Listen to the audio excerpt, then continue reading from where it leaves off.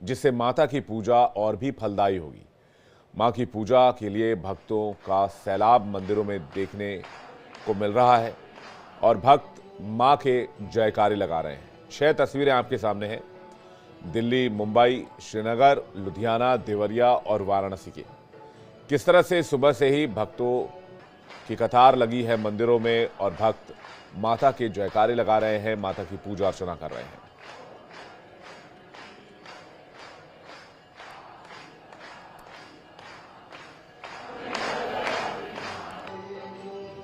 बता दें आपको, नवरात्रि के 5वें दिन मां दुर्गा के 5वें स्वरूप मां स्कंद माता की पूजा का विधान है। मां स्कंद माता सिंह पर विराजमान है और उनकी 4 भुजाएं हैं। उनकी ऊपर की दाईं और बाईं भुजा में कमल के पुष्प सुशोभित होते हैं। नीचे की दाईं भुजा में भगवान कार्तिकेय को गोद में धारण किए हुए हैं, जबकि नीचे की बाईं भुजा से वो अपने भक्तों को आशीर्वाद प्रदान कर रही हैं। मां का यह स्वरूप ममता और वात्सल्य का प्रतीक माना जाता है। उनकी उपासना करने से संतानहीन व्यक्ति को संतान की प्राप्ति होती है, साथ ही संतान की रक्षा भी होती है, संतान का भाग्य चमकता है। ऐसे में आपको बता दें कि माता की पूजा के लिए भक्त लंबे समय से इंतजार करते हैं। कुछ भक्तों से हमने बातचीत की है, आपको सुनवाते हैं वो क्या कह रहे हैं। आज 5वां नवरात्र है। आज हम कात्यायनी माता के मंदिर में खड़े हैं। सुबह 4:30 बजे घर से निकले थे। बहुत बढ़िया दर्शन हो रहे हैं। आज स्कंद माता का 5वां दिन है, 5वां नवरात्र है और बड़े भाव से हम पूजा पाठ कर रहे हैं और बड़ा अच्छा लग रहा है हमें। आज माता के दर्शन करके मन इतना विभोर हो गया कि हम बता नहीं सकते। जय माता दी। मेरे को आज माता का 5वां नवरात्र है। मैं परसों भी रात को बहुत आई थी और बहुत अच्छा लगा था, बहुत अच्छे दर्शन हुए थे। और मैं सुबह 2 बजे उठ के और 3 बजे यहाँ आ गई थी। 3 बजे यहाँ माला निकलती है, माता के जो माला चढ़ती है वो सवारी निकलती है पूरी, और उस माता की सवारी निकलने के पश्चात वो माला माता पे चढ़ती है और फिर माता के पट खुलते हैं और आरती पहले पूजा होती है। कुछ वीआईपी परिवार पूजा करते हैं, उसके पश्चात आरती होती है और बहुत अच्छे दर्शन हुए हैं और सारे नवरात्रों में बहुत अच्छे दर्शन हुए हैं। मैं हर पूर्णमासी को भी ये मंदिर बड़ा खुलता है और मैं 34 साल से मेरे को माता बुला रही है और मैं हर पूर्णमासी को यहाँ पर आ रही हूँ। मैं माता के 5वें दिन आज दर्शन करने के लिए आई हूँ। मैं बता नहीं सकती कि मुझे कैसे माँ की असीम कृपा हुई है। और मेरे अंदर जो वीआईपी लोग कहते हैं ना, मुझे तो माँ ने ऐसे अपने चोले में बिठा लिया और मैं अंदर वीआईपी के साथ अपने आप ही घुस गई। मुझे बहुत ही अच्छा लगा और मेरा रोम रोम इस समय बहुत खुश है और मैं बड़ी ही खुश हूँ। माँ ने इतना अच्छा आशीर्वाद दिया और मैं माँ को कह के आई थी, माँ मुझे ऐसा आशीर्वाद देना कि मुझे एक धक्का ना लगे, लेकिन माँ ऐसे फूलों की तरह मुझे अंदर ले गई। मेरे पास कोई वर्णन ही नहीं है उस बात का करने के लिए। मैं बहुत खुश हूँ, बहुत खुशी हूँ। माँ परिवार को भी मेरे ऐसे ही आशीर्वाद देना। जय माता दी, जय माता दी। माँ कात्यायनी के मंदिर में पहले भी बहुत बार आई हूँ और आज काफी समय के बाद मैं आई हूँ। मुझे बहुत अच्छा लग रहा है। आज 5वां दिन माता का स्कंद माता का दिन है और सब भगवान की कृपा बनी रहे यहाँ। जय माता जय। हम यही दिल्ली में ही रहते हैं। हर नवरात्रों पे मैं माता के दर्शन के लिए आती हूँ, लेकिन यहाँ के इतना अच्छा लगता है, इतना आनंद आता है, मन करता है कि यहीं बैठ जाएं। और यहीं पे आज तो इतने आनंद से नाचने को इतना मन कर रहा था कि मन ही नहीं कर रहा था कि हमारे पैर रुक जाएं। पिछले साल क्या, पिछले साल मैं यहाँ नहीं थी। पिछले साल मैं अपनी बेटी के पास ऑस्ट्रेलिया में थी, लेकिन मैंने इतना मिस किया ना। बस वहाँ पे मैंने जैसे आंखें बंद करके मुझे ऐसे लगा कि मैं जैसे माता के दरबार में आई हुई हूँ, दर्शन कर रही हूँ और नाच रही हूँ। अपने आनंद का मैं एक्सप्लेन नहीं कर सकती। बहुत मजा आया, बहुत। जय माता दी, बहुत ही आनंद आया। और इस खास मौके पर बातचीत करने के लिए हमारे साथ आचार्य चंद्रशेखर हिंदू धर्मगुरु जुड़ रहे हैं, आचार्य सेवी सिंह हिंदू धर्मगुरु हमारे साथ जुड़ रही हैं और साथ ही साथ रमन सैनी हमें जम्मू से ज्वाइन कर रहे हैं। सबसे पहले रमन का रुख करेंगे और आप सभी मेहमानों का बहुत स्वागत करेंगे। रमन के पास चलते हैं। जम्मू में माहौल अलग ही रहता है, खासकर नवरात्रों में एक अलग उत्साह उमंग देखने को मिलता है। हालांकि पूरे देश में ये उत्साह और उमंग होता है, लेकिन जम्मू की छठा, क्योंकि माता वैष्णो देवी का दर है वहाँ, तो वहां पर कुछ अलग ही माहौल देखने को मिलता है। इसलिए रमन का रुख करेंगे। रमन, तस्वीरें दिखाइए और दिखाइए किस तरह से आज मां स्कंद माता की पूजा हो रही है। जी हाँ, बिल्कुल। देखिए, आज नवरात्र का पावन जो अवसर चल रहा है उसका 5वां दिन है और 5वें नवरात्र में माता स्कंद माता की पूजा की जाती है। मैं तस्वीरें यहाँ पर आपको दिखा देता हूँ कि बड़ी संख्या में श्रद्धालु जो हैं वो बावे वाली माता, जो काली माता का मंदिर है, यहाँ पर पहुँच रहे हैं, क्योंकि माता वैष्णो देवी का आधार शहर जो है वो जम्मू है और कटरा में जिस तरीके से माता का वास रहता है, यहाँ पर लगातार देखेंगे तो देश के अलग अलग कोने से भक्तगण जो है वो यहाँ पर पहुँचते हैं। और जिस तरीके से आज 5वां दिन है स्कंद माता का, यानी कि स्कंद प्लस माता के नाम से स्कंद माता बना है। और स्कंद शब्द जो अभिप्राय है वो कहीं ना कहीं भगवान कार्तिकेय के लिए किया गया है। तो भगवान कार्तिकेय की माता है महागौरी, और उन्हीं का आज स्वरूप का जो है वो पूजा की जाती है। कहा जाता है कि आज के दिन स्कंद माता की पूजा करने से मन को शांति मिलती है। जो मन के अंदर बहुत सारी मन विचलित रहता है उसमें कहीं ना कहीं एकाग्रता आती है, और जो निसंतान होते हैं उनको आज माता स्कंद माता की पूजा करने से संतान की प्राप्ति होती है। तो अलग अलग स्वरूप हैं माता दुर्गा के, और इन्हीं दुर्गा के जो 9 स्वरूप हैं उनकी पूजा जो है वो आज के दिन यानी कि इन नवरात्रों में किया जाता है। यहाँ पर अगर आप देखेंगे, मैं तो एक बार फिर आपको दिखाऊंगा तस्वीरें कि किस तरीके से बड़ी संख्या में श्रद्धालुगण जो हैं वो यहाँ पर पहुँचे हुए हैं और माता का आशीर्वाद प्राप्त करने की कोशिश जो है इनकी तरफ से हमेशा से रहता है। और ये जम्मू की माता के नाम से भी इनको जाना जाता है। कुछ लोग यहाँ पर मौजूद हैं। सर, क्या नाम है आपका? राजकुमार डोगरा। राजकुमार जी, आज आप आए हैं, स्कंद माता का दिन आज है, स्वरूप की पूजा की जा रही है, कितना आनंद आता है यहाँ पर आकर और किस तरीके से महिमा है माता की? नहीं, देखिए, ये तो बहुत पुराने बावे वाली माता है, हमारे पैदा होने से भी पहले, तो बहुत ही महिमा है और हमें बहुत ही इनका आशीर्वाद प्राप्त है और हमें बहुत ही विश्वास है। और हर नवरात्रों में भी और वैसे भी बीच बीच में जब भी हमें समय मिलता है, दिल करता आते हैं और हमें बहुत अच्छी तरह से यहाँ पे सुकून मिलता है, हमारी मनोकामनाएं पूरी होती हैं। हमें बहुत आशीर्वाद है माता जी। माता पर कितना विश्वास रहता है और किस तरीके से इन नवरात्रों में माता की भक्ति में विलीन रहते हैं? जी हाँ, हमें तो बहुत विश्वास है माता जी पर। जो भी मनोकामना मांगते हैं वो पूर्ण होती है। तो हम यही कहना चाहते हैं कि सभी यहाँ पे आएं और माता जी का आशीर्वाद लें। तो सभी यहाँ पर आए और माता जी का आशीर्वाद लें। मैं आपको विवेक बताना चाहता हूँ कि ये बावे वाली माता जो है, यहाँ पर काली माता जो है वो विराजमान है और इन्हें जम्मू की माता के नाम से भी जाना जाता है। इनकी बहुत सारे ऐसी चर्चाएं हैं कि जब युद्ध हुआ था, चाहे 1965 का हो चाहे 1971 हो, इन्हीं के तेज से जो है वो जम्मू शहर बचा था। और जो अभी जम्मू शहर लगातार अग्रसर है, उन्नति कर रहा है, लगातार तरक्की कर रहा है, उस पर भी जो कहीं ना कहीं माता वैष्णो देवी के साथ साथ में माता बावे वाली माता का भी जो है आशीर्वाद बना हुआ है। और इन्हीं आशीर्वादों से जो इन्हीं के आशीर्वाद से जो है वो लगातार जम्मू शहर जो है वो आगे बढ़ता हुआ नजर आ रहा है। विवेक, रमन, अगर संभव हो पाए तो वो देश को भी माता का आशीर्वाद दिलाएं और दर्शन कराएं, क्योंकि बड़ी दूर से लोग यहाँ पर आते हैं और दर्शन करते हैं। और आपने कहा कि महिमा बड़ी परंपार है माता की इस मंदिर में, तो हम चाहेंगे कि हमारे दर्शक भी आपके माध्यम से अगर दर्शन कर पाएं।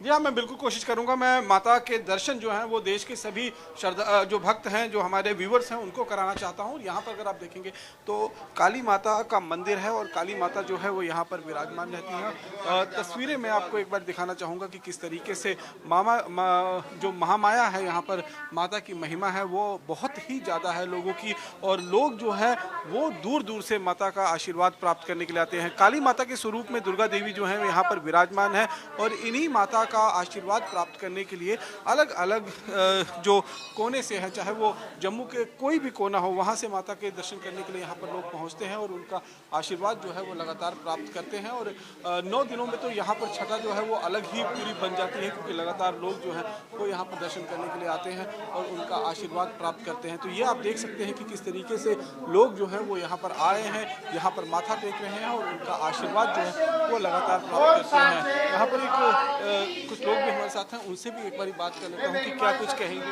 यहाँ पर देखिए, आप बताइए कि किस तरीके से माता बावे वाली की जो महिमा है वो जम्मू वालों के लिए है और कितना विश्वास है माता के प्रति लोगों का? जम्मू वालों को क्या, कहीं से भी दुनिया से कोई भी आता है, कहीं भी हिंदुस्तान से या हिंदुस्तान के बाहर से आता है, तो सभी को माता पे बहुत ज़्यादा श्रद्धा रखते हैं और यहाँ माता की पूजा करने के लिए, उनके दर्शन करने के लिए वो स्पेशल यहाँ पे लोग आते हैं। नवरात्रों में खास नवरात्रों में जगह जगह से यहाँ पे लोग आते हैं, पूरे हमारे जम्मू कश्मीर से, बाहर देश के हर कोने से यहाँ से स्पेशल दर्शन करने के लिए यहाँ पे लोग आते हैं। स्कंद माता के स्वरूप की पूजा जो हो रही है, आज पांचवा नवरात्रा है। जैसे पहली शैलपुत्री कहलावाई, दूसरी ब्रह्मचारिणी मनवावी, तीसरी चंद्रघटा शुभ नाम, चौथी कुष्मांडा सुखधाम, पांचवी देवी स्कंद माता, छठी कात्यायनी विख्याता, सातवीं कालरात्रि महामाया, आठवीं मांगगौरी जग जाया, नौवीं सिद्धिदात्री जग जाने। ये नौ के 9 माता के रूप हैं और माता के रूपों के दर्शन यहाँ पे लोग आके करते हैं और पूजा करते हैं, जिससे उनको अच्छा सुकून मिलता है और उनकी ज़िंदगी में खुशहाली आती है, वो खुश रहते हैं। देखिए, ज़िंदगी में खुशहाली आती है, माता के आशीर्वाद से पूरा शहर जो है वो कहीं ना कहीं यहाँ पर बसा हुआ है। और मैं जिस तरीके से आपको बता रहा था कि कुछ ऐसी कथाएं भी यहाँ पर प्रचलित हैं कि जब 1965 और 1971 का युद्ध पाकिस्तान के साथ हुआ था और पाकिस्तान लगातार जो जम्मू का तवी नदी है वहाँ पर बम्बार्डमेंट कर रहा था और तवी नदी के बिल्कुल ठीक सामने ये बावे वाली माता का मंदिर बना हुआ। तो कहा जाता है कि जो पायलट जेट फाइटर लेकर पाकिस्तान से यहाँ बम्बार्डमेंट करके ले आते थे, उनको वो पुल दिखाई ही नहीं देता था। वो बम्बार्डमेंट करते थे, वो तवी के बीच में यानी कि नदी के बीच में बम फेंक कर चले जाते थे और ऐसे में जो है वो पूरा का पूरा जो ब्रिज है उसको सेफ रखा माता ने। और जिस तरीके से फिर भारतीय सेना जो है उस पुल से होते हुए, क्योंकि एकमात्र पुल था जो देश के अन्य हिस्से को जम्मू के अलग अलग हिस्सों से जोड़ता था, कश्मीर जाना हो या लाइन ऑफ कंट्रोल के इलाके में जाना हो तो उसी पुल से होकर जाना पड़ता। तो ये महात्मा जो है वो यहाँ पर बहुत है, इसीलिए माता बावे वाली माता जो काली माता के स्वरूप में यहाँ पर विराजमान है, इनकी बहुत महिमा है। और लोग हर मंगलवार और रविवार को तो यहाँ पर बहुत भारी भीड़ रहती ही रहती है, लेकिन जब नवरात्र का पावन अवसर होता है तो यहाँ की छठा ही कुछ अलग हो जाती है। विवेक, ठीक है रमन, आपके पास वापस लौटेंगे। इस बार कुछ भक्तों से बातचीत भी कीजिएगा और उनसे जानिएगा कि वो किस मनोकामना मनोरथ को लेकर मंदिर पहुंचे हैं। लेकिन फिलहाल मैं आचार्य चंद्रशेखर जी का और आचार्य सेवी सिंह का रुख करूंगा। आचार्य सेवी सिंह के पास पहले जा रहे हैं, आप दोनों मेहमानों का फिर से मैं स्वागत करूंगा। सेवी सिंह जी, स्कंद माता के बारे में, उनके महात्मन के बारे में और उनकी महिमा के बारे में जरा दर्शकों को बताइए।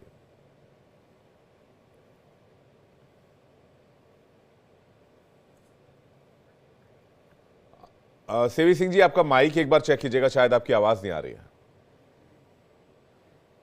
सर्वभूतेषु मां स्कंद माता रूपेण संस्थिता, नमस्तस्यै नमस्तस्यै नमस्तस्यै नमो नमः। आप सभी को, इंडिया डेली के सभी दर्शकों को नवरात्रि की इस पावन अवसर की हार्दिक शुभकामनाएं हैं।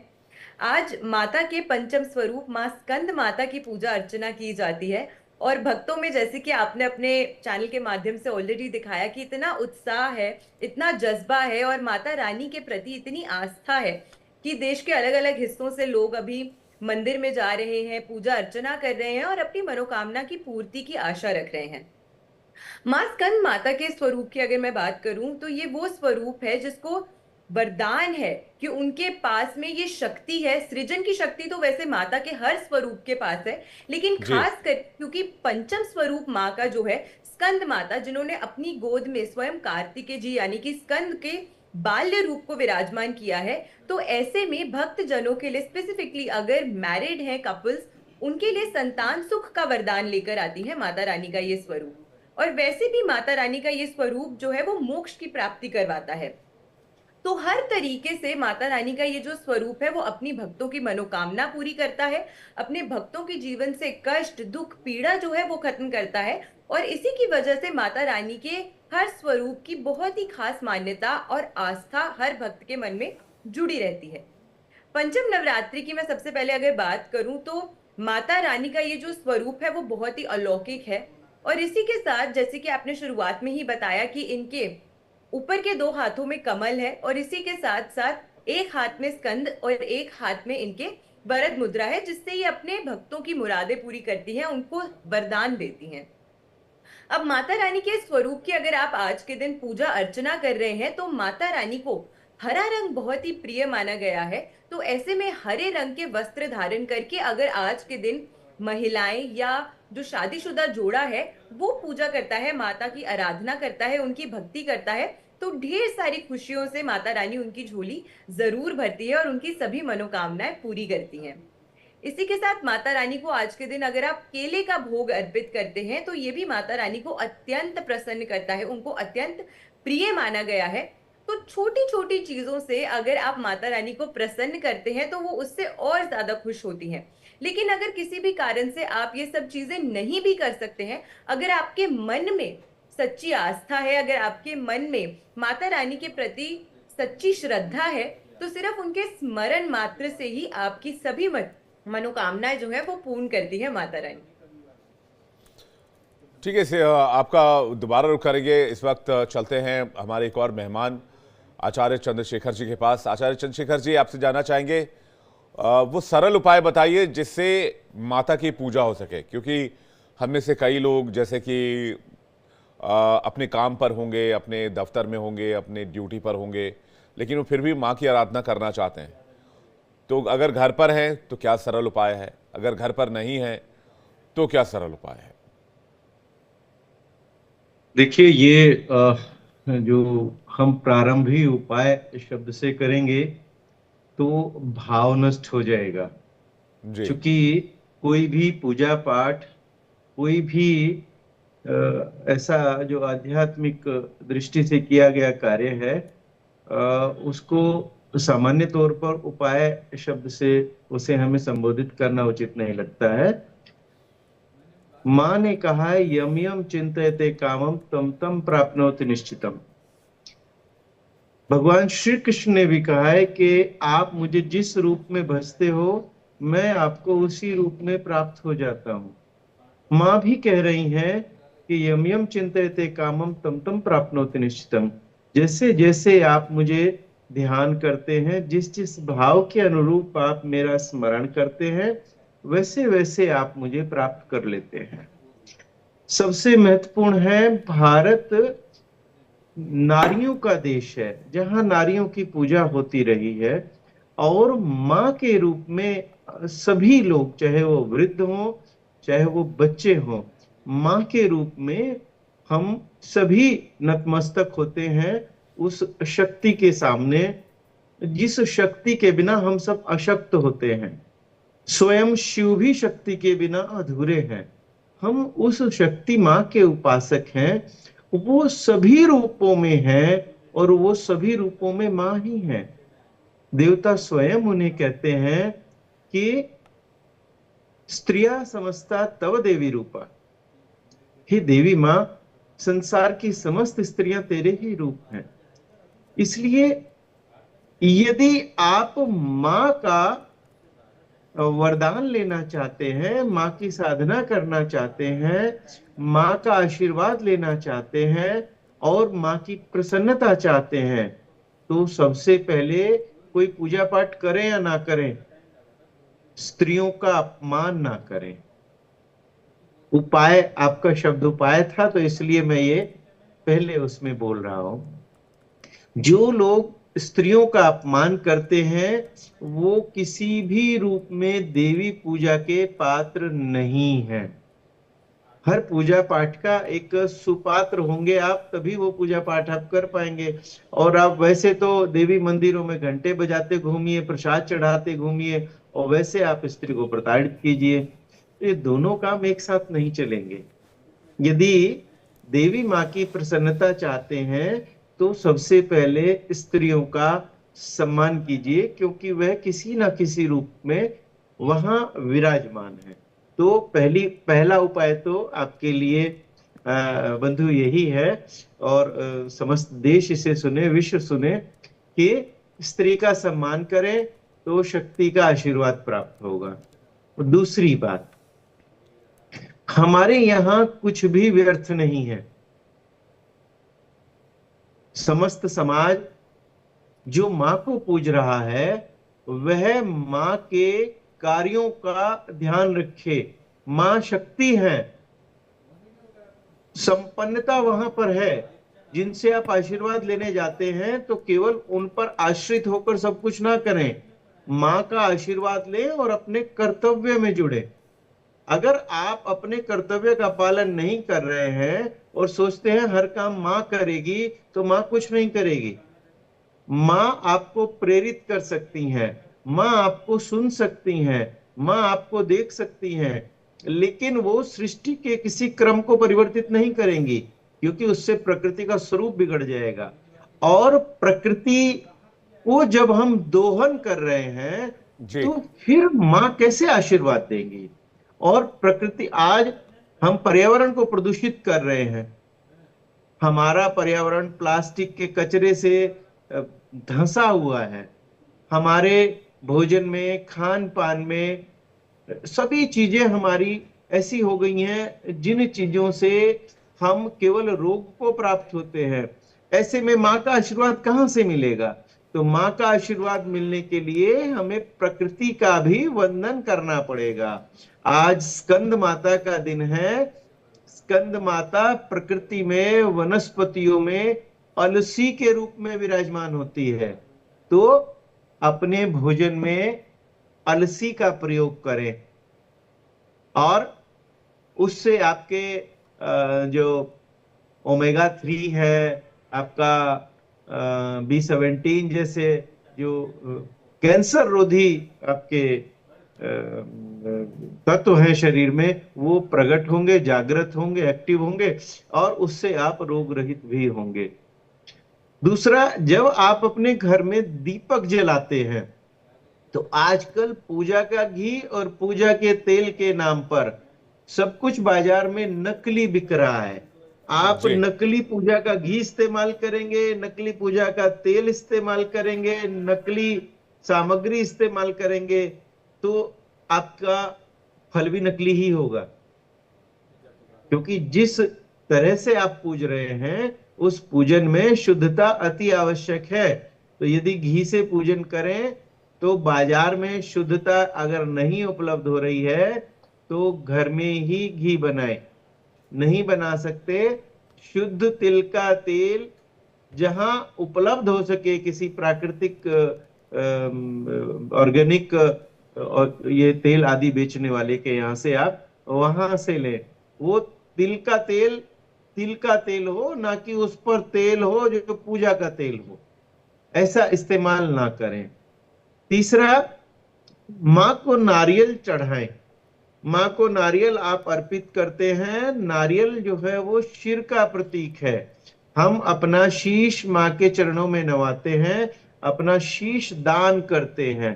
तो ऐसे एक प्रतीकात्मक रूप से ये नारियल चढ़ाने की प्रक्रिया है जी। तो हम माँ के चरणों में अपना शीश नवाएं, अपनी जो भी भूल हो गई हो उनके लिए प्रार्थना करें और अपना आचरण सुधारें।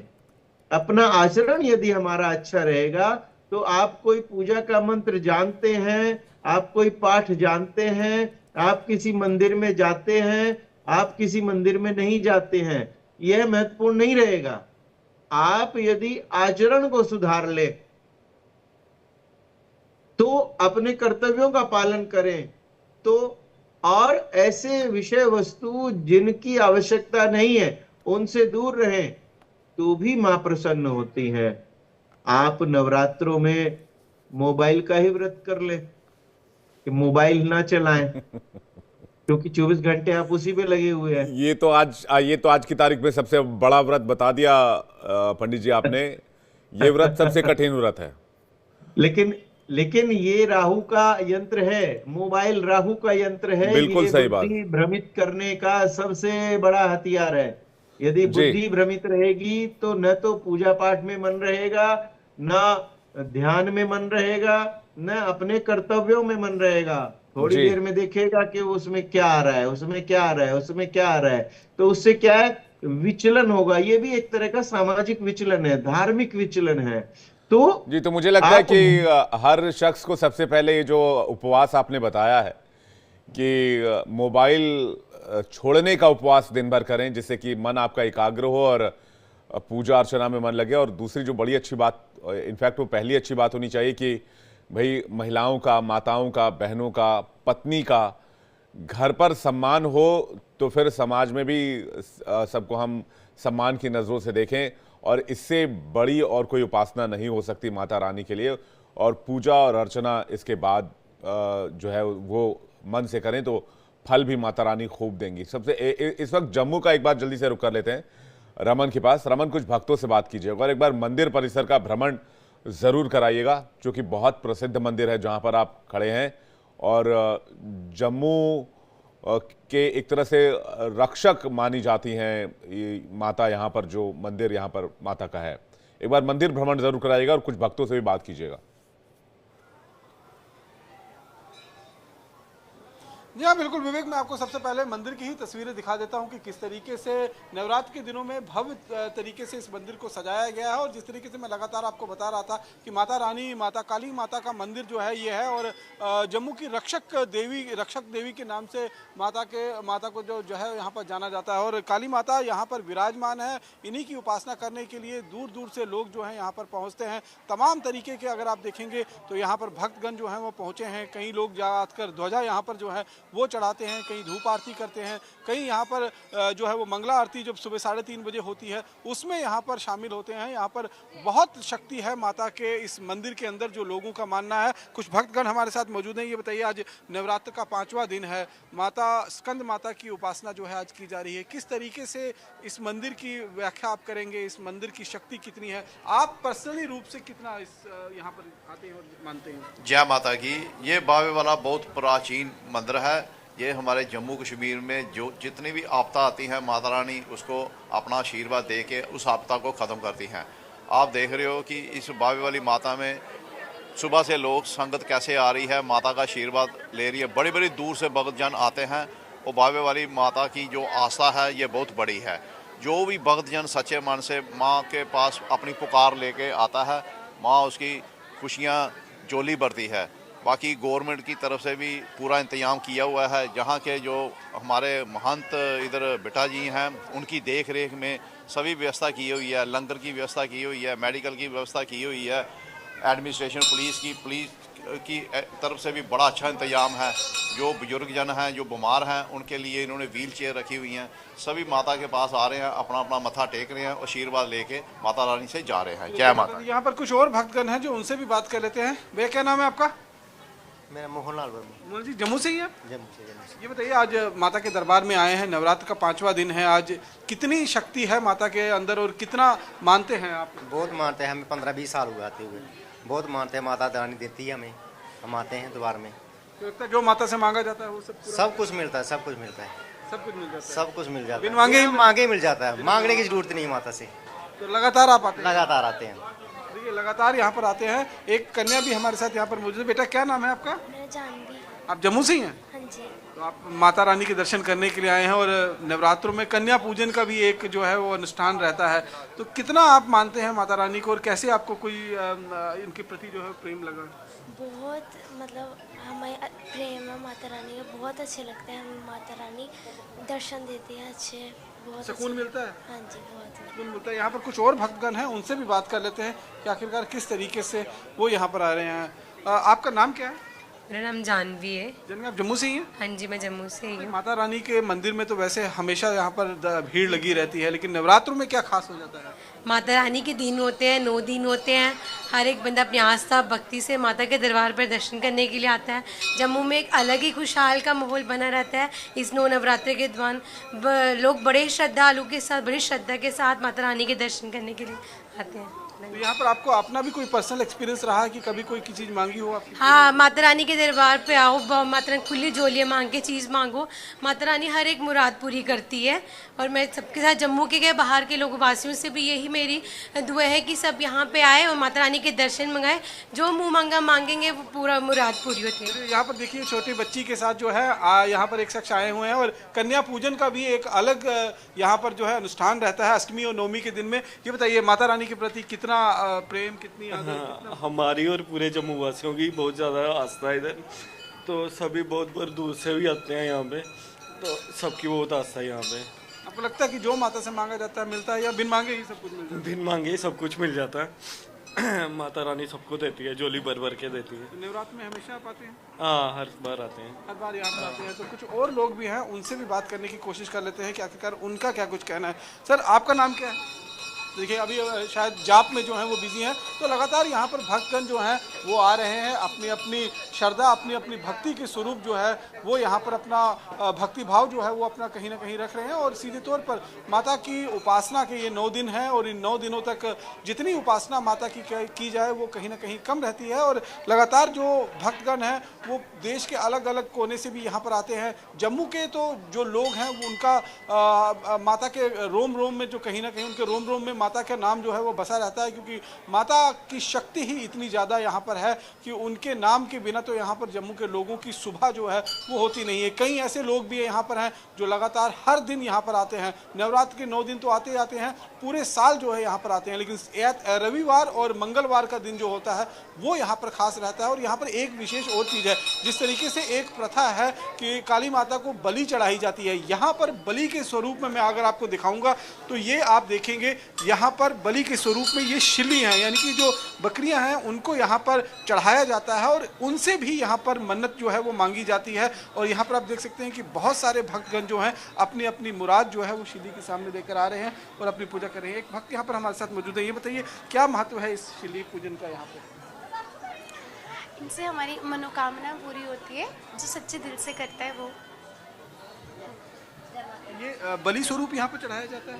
नहीं, जो लोग चढ़ाते हैं यहाँ पर उनकी मुरादें पूरी होती हैं, वो लोग यहाँ पर आते हैं। हाँ जी हाँ जी। देखिए विवेक, यहाँ पर एक महात्मा ये भी है कि अगर आप कोई मुराद मांगते हैं माता रानी से और वो मुराद अगर आपकी पूरी हो जाती है तो ये शिली जो है यहाँ पर बलि के स्वरूप में चढ़ाई जाती है। जिस तरीके से इस शिली से जो है वो कहीं ना कहीं आशीर्वाद प्राप्त किया जाता है और उसके बाद वो लोगों का मानना है कि उनकी मुरादें जो है वो सारी पूरी हो जाती है। तो ये तमाम तरीके की जो अनुष्ठान है इस मंदिर के अंदर किए जाते हैं। जैसे माता वैष्णो देवी का भी मैंने आपको जिक्र किया, माता वैष्णो देवी के दरबार में विश्व शांति के लिए षटचंडी यज्ञ का जो है अनुष्ठान किया गया है। 9 दिनों तक वो षटचंडी यज्ञ जो है वो लगातार चलेगा। देश विदेश से लोग वहां पहुंच रहे हैं, लगातार माता रानी के जयकारे वहां पर गूंज रहे हैं। और माता रानी का जो भवन है उसको इस समय ऐसा सुसज्जित किया गया है कि रात में अगर आप देखेंगे तो जो लाइटिंग की गई है उसमें भव्य नजारा देखने को मिल रहा है। और माता रानी का दरबार जो है उसे विशेष तौर पर जो विदेशों से फूल और फल मंगाए गए हैं उनसे पूरी तरीके से सजाया गया है और एक पूरा भक्तिमय माहौल जो है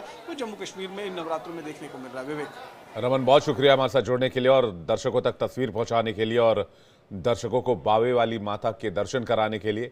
आचार्य सेवी सिंह जी हमारे साथ जुड़े हुए, उनके पास चलते हैं। थोड़ी देर पहले जब आचार्य जी से बातचीत हो रही थी उन्होंने कहा कि भाई उपाय के भाव से करेंगे तो फल कैसे मिलेगा। तो मैं आपसे उपाय नहीं पूछूंगा, मैं आपसे पूछूंगा कि वो विधि बताइए जो हर किसी के लिए सरल हो और वो सहर्ष कर पाए। बिल्कुल विवेक जी, बहुत सुंदर प्रश्न आपने पूछा है और जाहिर सी बात है कि हर किसी को यही लगता है कि हम ऐसा क्या करें जिससे माता रानी हमारी जो मुराद है वो और जल्दी पूरी कर दे। माता रानी सबकी मुरादें पूरी तो करती हैं, उनकी झोलियां भरती तो हैं, लेकिन हर कोई जानना चाहता है कि एक वो ऐसी चीज जिससे वो और ज्यादा प्रसन्न हो। देखिए, कलयुग जो है वो नाम आधारा है, यानी कि कहा जाता है कि कलयुग में अगर आप सिर्फ सच्चे मन से माता रानी की पूजा अर्चना या जिस भी भगवान में आपकी आस्था है आप उनका सिर्फ स्मरण भी करते हैं तो उससे ही आपकी सारी मनोकामनाएं जो है वो पूरी हो जाती हैं। माता रानी का ये जो स्वरूप है, ये जो 9 रूप है, ये पूरे लाइफ की कंप्लीट साइकिल है। सबसे पहले रूप की अगर मैं बात करूं जो माँ शैलपुत्री का स्वरूप है जी, सती के बाद सबसे पहला स्वरूप जो प्रकट हुआ था वो माँ शैलपुत्री का है और वो एक छोटी कन्या के रूप में उनको पूजा जाता है। ये वो स्वरूप है जिन्होंने सबसे प्रथम बार शिव जी की आराधना करी थी, उन्होंने यज्ञ किया था और कठिन तपस्या की थी ताकि वो शिव जी को अपने लाइफ पार्टनर, अपने जीवन साथी के रूप में प्राप्त कर सके। और आखिरी स्वरूप जो है माता रानी का सिद्धिदात्री का, ये कंप्लीशन है, एक साइकिल है। माँ सिद्धिदात्री का स्वरूप वो स्वरूप है जिसकी आराधना स्वयं शिव ने करी थी ताकि वो अपनी शक्तियों को प्राप्त कर सके, ताकि वो अर्धनारेश्वर रूप को प्राप्त कर सके। तो माता रानी की पूजा आराधना करने के पीछे एक बहुत गहरा मतलब है, एक बहुत गहरा महत्व है। कोई भी कार्य जब हम उस चीज का महत्व समझकर करते हैं तो उसमें अपने आप ज्यादा प्राण ऊर्जा जो है वो आ जाती है। माता रानी का ये जो स्वरूप है, सबसे पहले मैं ये बताना चाहती हूँ और फिर हम उपाय की भी बात करेंगे, हम उस विधि की भी बात करेंगे जिससे भक्तों की सारी मुरादें पूरी हों। लेकिन माता रानी का स्वरूप अगर मैं ग्रहों की बात करूं तो हर स्वरूप नवग्रहों में एक ग्रह को बलवान करता है। स्कंद माता का जो स्वरूप है वो आपके बुध ग्रह को बहुत स्ट्रॉन्ग करता है, जो आपके लिए बहुत महत्वपूर्ण ग्रह है क्योंकि ये आपके लिए वाणी, आपके लिए कम्युनिकेशन का ग्रह माना गया है। ये वो ग्रह है जो आपके लिए बिजनेस, आपके लिए धन, आपकी मॉनेटरी इनकम का कारक माना गया है। तो ऐसे में बुध ग्रह अगर आपका मजबूत होता है और आप मां स्कंद माता की पूजा अर्चना करते हैं, तो आपकी कुंडली में बुध ग्रह कमजोर होने की वजह से जो कठिनाइयां आती हैं या जो दोष उत्पन्न होते हैं, सबसे पहले वो समाप्त होते हैं। दूसरी चीज, माता रानी का ये जो स्वरूप है, इसका वास हमारी बॉडी के सब चक्र में, विशुद्धि चक्र में, यानी कि थ्रोट के चक्र में। आप कैसे बात करते हैं या आपकी बात का क्या लहजा है, उससे भी ये डिपेंड करता है कि आपकी कम्युनिकेशन, आपकी वाक्पटुता कितनी मजबूत होगी। किसी भी ऐसे क्षेत्र में अगर आप जुड़े हुए हैं, और स्पेसिफिकली आज के समय में, आधुनिक समय में, हर किसी के लिए कम्युनिकेशन सही से करना बहुत इंपॉर्टेंट है अगर आप अपनी लाइफ में आगे ग्रो करना चाहते हैं। तो अगेन माता रानी की इस स्वरूप की पूजा अर्चना करने से आपका विशुद्धि चक्र, आपकी कम्युनिकेशन स्किल्स मजबूत होती हैं। इसी के साथ, जैसे कि आचार्य जी ने पहले ही बताया कि अलग अलग औषधियों में माता रानी वास करती हैं, और अलसी एक ऐसी औषधि है जो आपके जीवन में कई सारे रोगों को खत्म करती है। वात, पित्त, कफ, इन सभी में से आने वाले जितने भी रोग हैं, वो सभी अलसी का सेवन करने से समाप्त भी होते हैं। और आज के दिन अगर कोई भी ऐसा व्यक्ति है जो हमेशा रोगों से ग्रस्त रहता है, तो माता रानी को अगर अलसी वो चढ़ाता है, भेंट करता है, तो उससे भी उसके समस्त रोग जो है वो समाप्त होते हैं।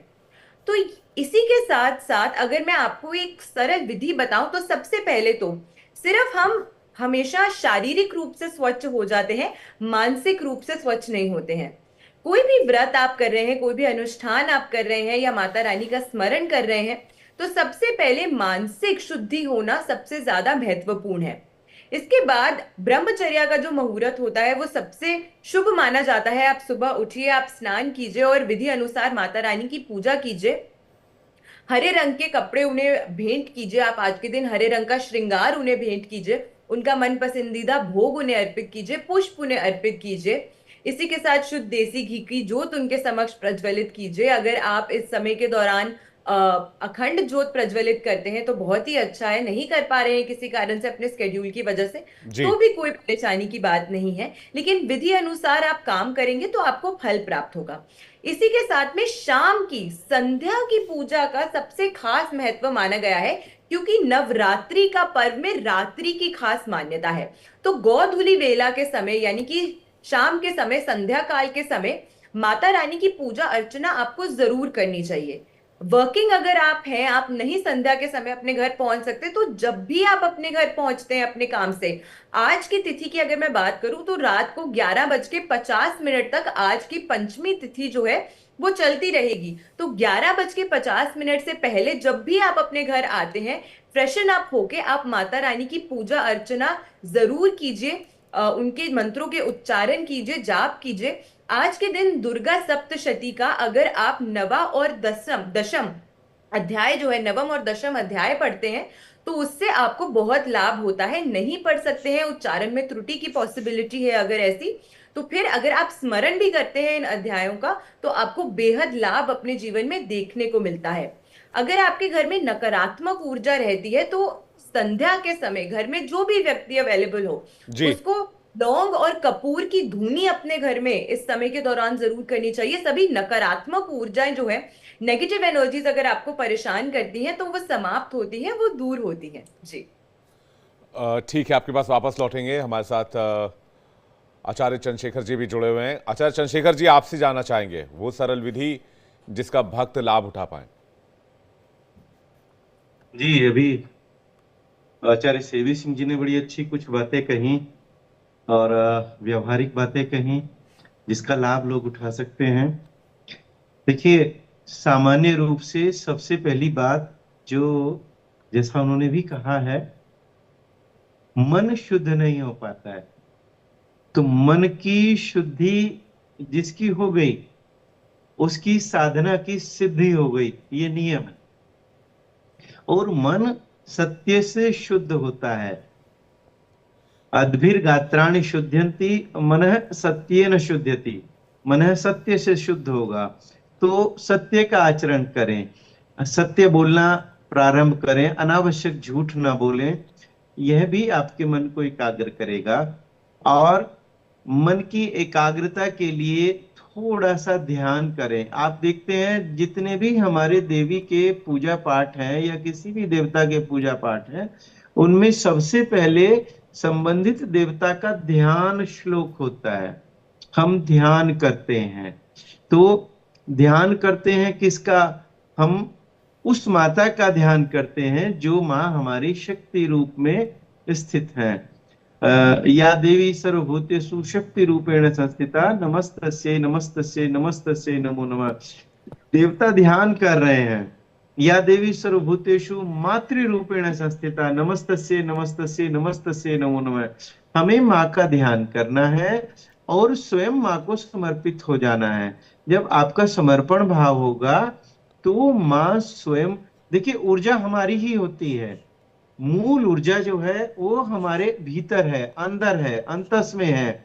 हम अपनी ही समस्या को अपने ही सामने रखते हैं। जिस दिव्य स्वरूप को हम सामने देखते हैं कि ये माँ है, तो वो कहीं ना कहीं हमारे भीतर, हमारे अंतस में विराजमान भी हैं।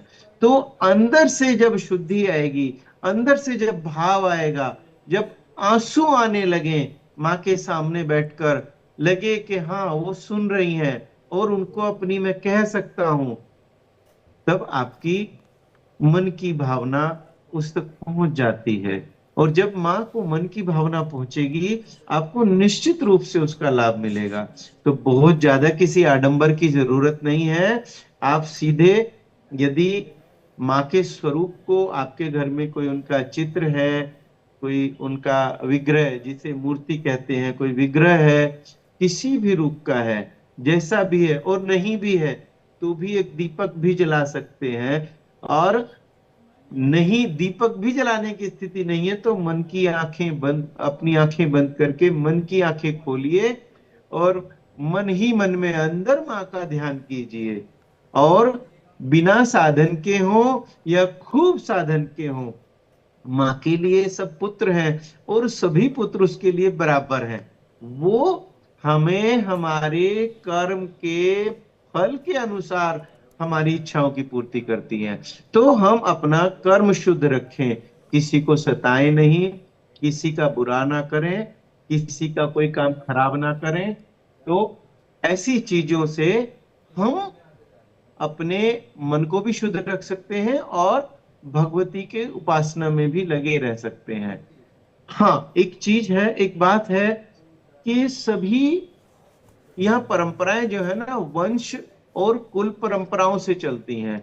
जिसके वंश में जो भी जिसके वंश में चल रहा है पूजा पाठ का विधान, वो उसी वंश के अनुसार ही पूजा पाठ करेगा तो सिद्धि और सफलता प्राप्त होगी।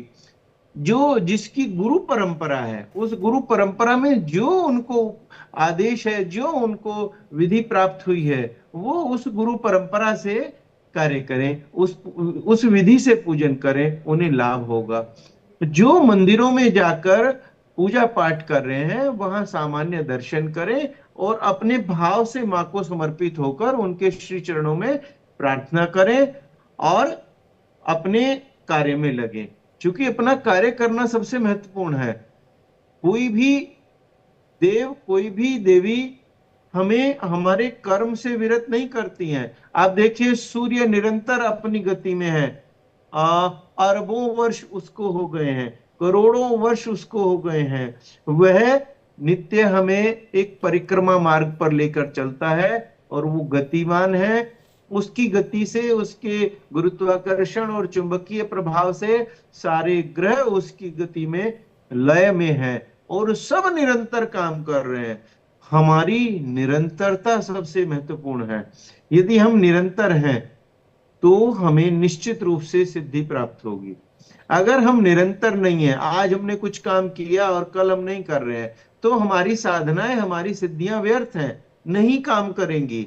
हमारी निरंतरता ही हमें साधना में, सिद्धि में जोड़कर रखती है। आपको एक छोटा सा मंत्र करें या बहुत बड़ा मंत्र करें, या तो गुरु परंपरा से प्राप्त जो मंत्र आपको है, या तो आप गुरु परंपरा के मंत्र को करें, या और कुछ नहीं कर सकते तो सामान्य रूप से एक दुर्गा सप्तशती में एक दुर्गा द्वात्रिंशन नाम का उल्लेख है। दुर्गा माँ के 32 नाम है। उन्हें आप हिंदी में पढ़ेंगे तो भी, संस्कृत में पढ़ेंगे तो भी वो लगभग एक से होंगे। आप उनका केवल पाठ कीजिए, आपकी बाधाएं नष्ट होनी शुरू हो जाएंगी।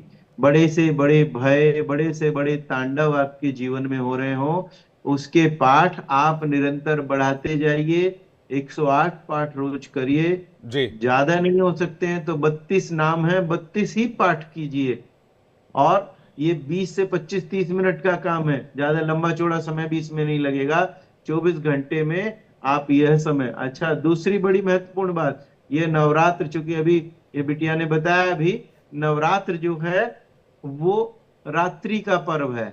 यहाँ ये इस शब्द में जो इसका ये जुड़ा हुआ है, नव रात्रि शब्द है, तो यह सब कुछ रात्रि के जागरण का पर्व है। यहाँ रात्रि में जागिए, भगवती की उपासना में रहिए, दिन में शांत चित्त से उसका ध्यान मनन कीजिए, अपने कर्तव्यों का पालन कीजिए, अपने कर्म में लगिए।